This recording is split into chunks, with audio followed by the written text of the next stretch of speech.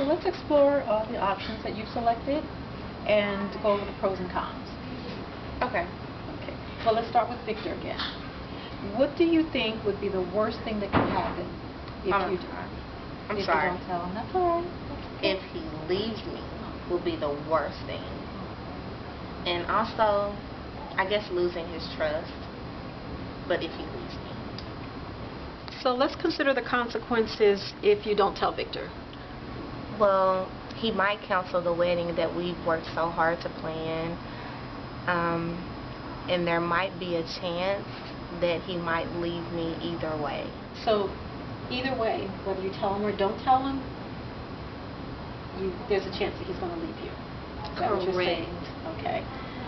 All right. Well, then what we're going to do now is we're going to do the same comparison with the other options that you've selected for yourself.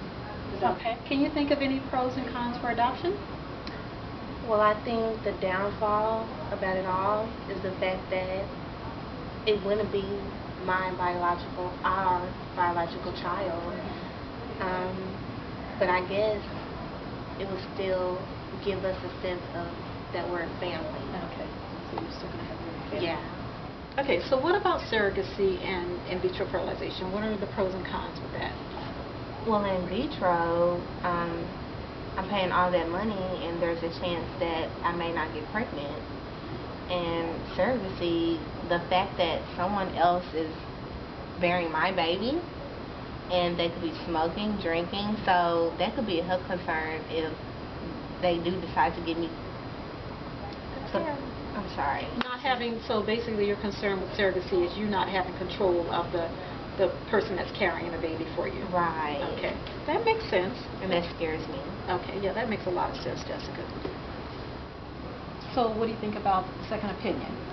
Give me some pros and cons with that. Well, with the second opinion, the fact that they can tell me, oh, you still can't have kids, I don't want to go through that social and emotional baggage. To let down again. Yes. And the fact that what if I just permanently can't have kids, period. I don't, want to even hear that. Yeah, that would have to be really difficult for you to have to go through that a second time, so I understand that. And what would be a good thing about it if it were to work in your favor?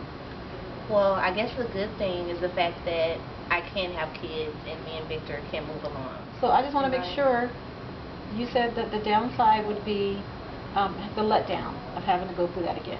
Right. And then the upside of it is that you may find that with a second opinion, you may be able to have children again. Yeah, I guess you're right. So Jessica, now that you've explored all the consequences for each of your options, which one would you think would be the most favorable outcome for you? Should you tell Victor? Should you not tell Victor? Definitely tell Victor, but I think with the options of my infertility, I think we both should be in that decision-making process. Okay, and Jessica, what about your options of getting a second opinion? Yeah, we can go for that. Okay. And adoption? Possibly, yes. Okay. I think that's a good one for you. And surrogacy and in vitro? Surrogacy out of the picture. Definitely out, okay. In vitro with a little a little bit more resources about that, maybe so, but I'm not for sure. So you want to research that? Yeah. I think you said you wanted to research that with Victor. Okay, that's good. Yeah. All right. Everything went with Victor once he finds out. Once you did talk to him.